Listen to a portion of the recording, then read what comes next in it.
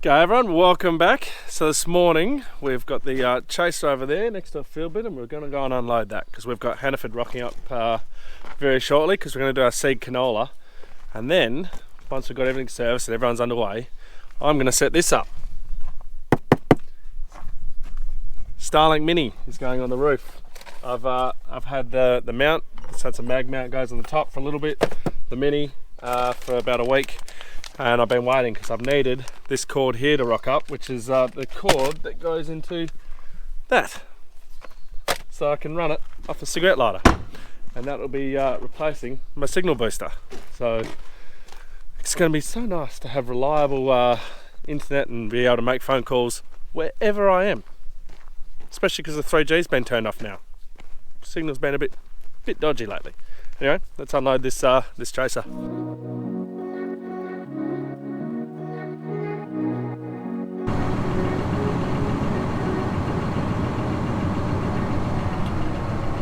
On board there, I'm not sure how much we'd have. I'm going to assume there's going to be maybe about 10 tonne on board. Now I think canola next year is going to be 1,440 hectares, so where the barley was this year. Now that means if I go at a seeding rate of 3 kilos, I need like nearly 4.5 tonne. But if I go down to 2.5, it's only just over 3 tonne I need. So what I'm going to do is I'm going to get 3 tonne of seed from Hannaford, get that all clean and treated, and I'm still hoping that I'm getting that velocity, so that tonne of velocity to trial, so that we'll see how that goes. Hopefully that works out. Now I'm planning on reducing my seeding rate because we're going out there about 1.6, which is absolutely amazing. I've just, honestly, it is amazing to see the yield out there being 1.6 tonne to the hectare. But I'm noticing that because we went such a high seeding rate last year, or this year I should say, sorry, there's the plants are small, and you know, there's just lots of plants out there. It's a brilliant thing about when you can keep your own seed. You can really just feed it out there. But I'm going to reduce it. Especially now I've got this new bar, I'm going to know exactly where the seed's going. I'm going to be more confident about where I put it, and I'm also going to be able to just know more the confidence of where the seed's going, and I'm going to be more confident in the seeding rate that the John Deere is going to do because it's got scales. I'm hoping it's a better metering system than what the Borgo was, so I should be able to go a lower seed rate with confidence. And then that means that I'll be able to get less plants per square metre than I've got out there, but they should bush out and be bigger stalks and just be a bigger, thicker canola crop, and hopefully that means more yield. So fingers crossed on that one.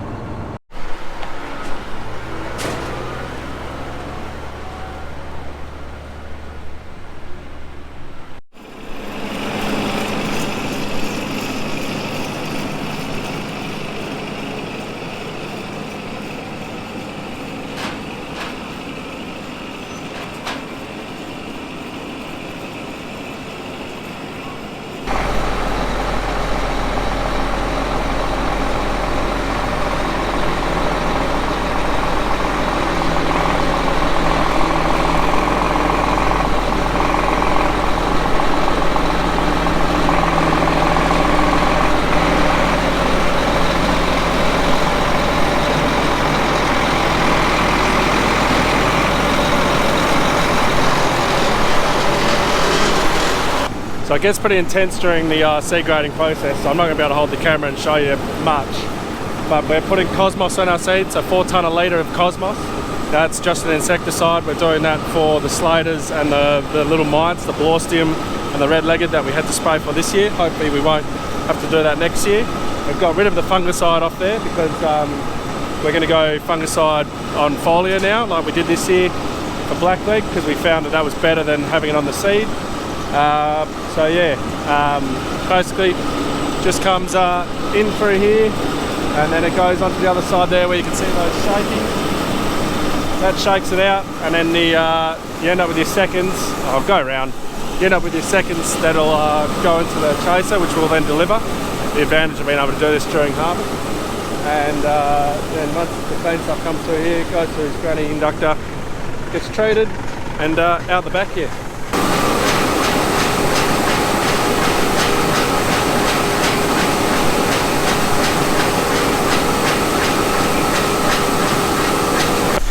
We are 500 kilos down, 500 kilos at a time. Now it doesn't look anything like it did last year, and that's because last year we were coating it with lots and lots of stuff. We're doing 2 different chemicals and it's quite a lot. So that's 4 litres of Cosmos per tonne, so 2 litres across that whole bag there. So yeah, she's coming together. She's you know, it'll do the goods. I'll jump up here and show you this.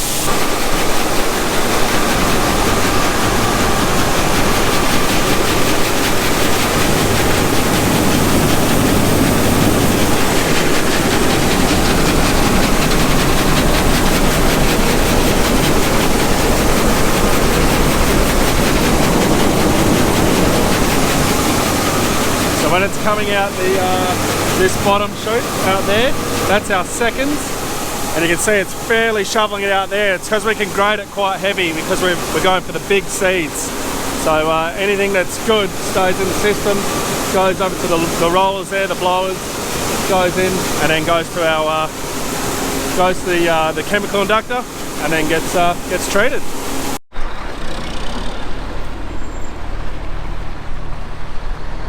Okay, we went and got Fleetwood because it was down at the other end of the paddock. Obviously seed grading's all done, ready to roll. It's got a flat tyre. The inside jewel, right hand side, rear, flat. So we're going to take that off, change it. We're all going to see how easy it is to get the tyre off the hanger. And yeah, hopefully it's a pretty simple and quick easy change. We've got the joy that there is weight on board, 11,000 litres, so 11 tonne on board, so we should be all right. Now you're going to see how we get this down.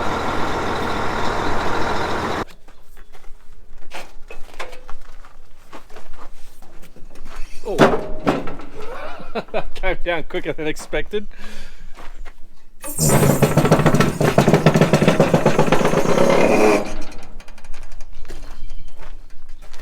Perfect. Then we just undo it from there. Now to get it up, you obviously tighten that back up, and then you just jack it. Now I'm hoping there's actually oil in that jack there, and it works. So we'll figure it out in a sec, but at least we've got it down and it's not stuck up there.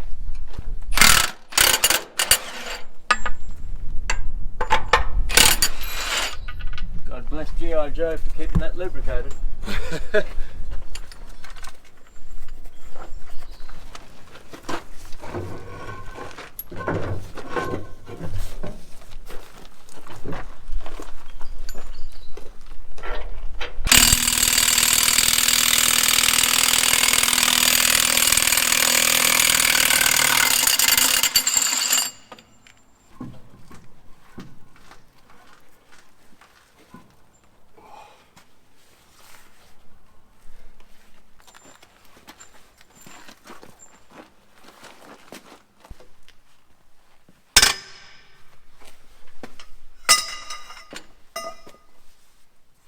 Yep, she's lefty loosey.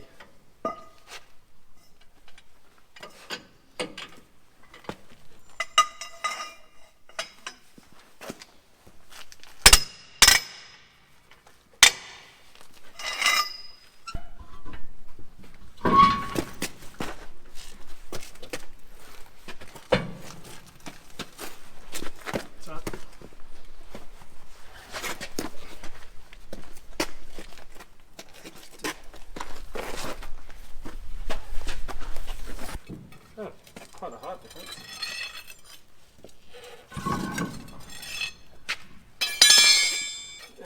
Yep.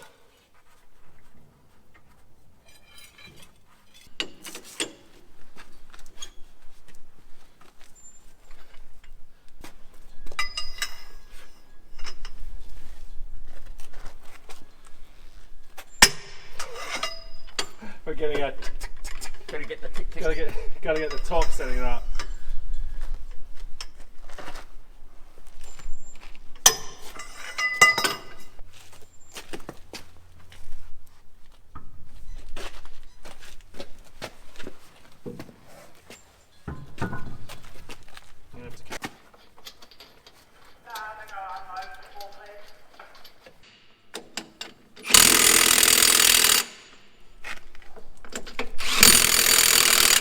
tyre changed, so I was a bit slack. I just lifted it up instead of jack it, no real need. So that can fall out to there. That's all good. We lift that up and then tuck that in there, and that's now locked. That can't come out, which is good. Right, one tyre to get to town to fix, and now one Fleetwood to get to the paddock. Fleetwood's all sorted, guys are all harvesting. We've had Brian out here for a load. Been flat out, just packed away all the what's it called? All the canola, that's all gone. So let's get to putting my Starlink on my ute, shall we? Now you might be wondering, why have I gone for Starlink? You know, why chuck that on your ute? Do you really need it? You know, you're not on a station. The short answer is yeah, I do need it. We do have boosters on the car, so that area on the left, that's for a signal booster. Now that doesn't work all that good. It does work a little bit. You get you can sort of make a phone call with it. This bloody rip tab doesn't work. But you can't get data, and we use data for things like WhatsApp and all that, especially, you know, for the firegrounds and everything like that. And then so I got 2 units. Dad's got one. We put it down on his house for now, but then there's obviously 2 travel things here because he wants his one for camping when they go traveling, and I also want mine for when we go camping. So with the kids, if you've got kids, obviously, you know, you're like, oh, you know, you don't need to give them screen time, blah blah blah, but you do. You know, having the kids when they've had a whole day of adventure and playing and whatnot, for them to relax and have a movie or whatever is just so much nicer than than not. So gonna get a Starlink and set this up on my ute. So we'll have it for camping, I'll have it for traveling whenever we go long distances, wherever we do that, and yeah, we'll get into it. So I've got this mag mount that's supposed to, for those that don't know, this is obviously the Starlink Mini. It's a mobile version.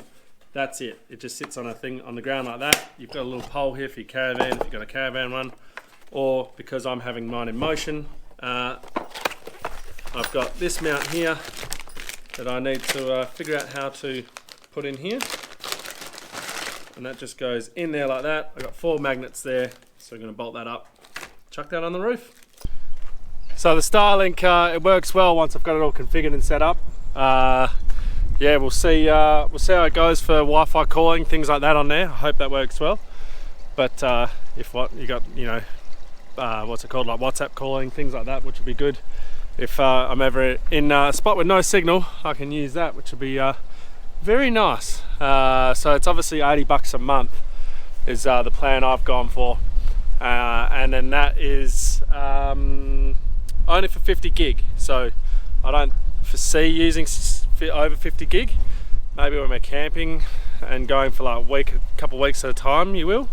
But yeah, it's also cancel any time. So when we're not using it, I just cancel, you know, my subscription, and then I just pick it back up when I need to. So it's $198, I think, if you want the unlimited data.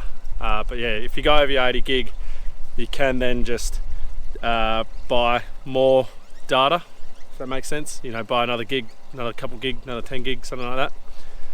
So yeah, anyway, obviously I'm filling out my ute.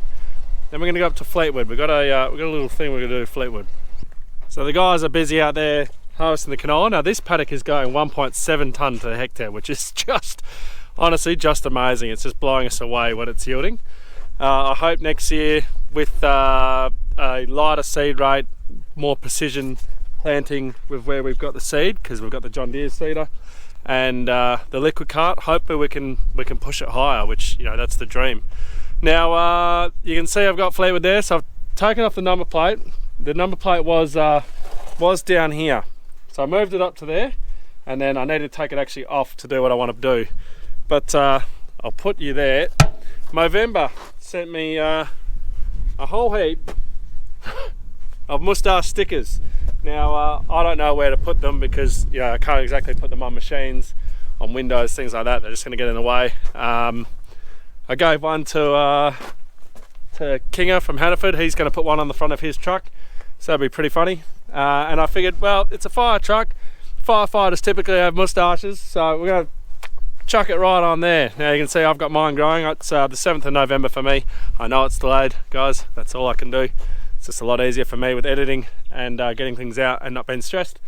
So yeah, 7th of November for me. It's going to be like the 20th or the week of the 20th, I assume, for you guys watching this. But again, all those Movember links are down below, so would much appreciate your support. At the moment, we're only $4,000 off the that $20,000 mark, and by the time you guys watch this, hopefully we've blown past that, and I've gone in to go and get some blue hair, which will be very nice. So I'm just waiting for Dad. He's on his way up, and we're going to put this sticker on properly. So I don't want to just half-arse it. I want someone to give me a hand to put it on properly.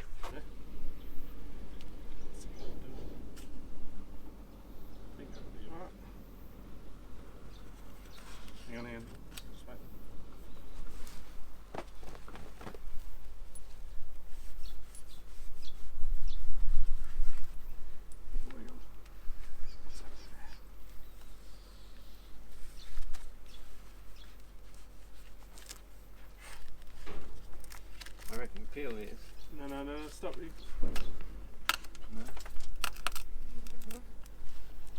It's a jaunty moustache. Oh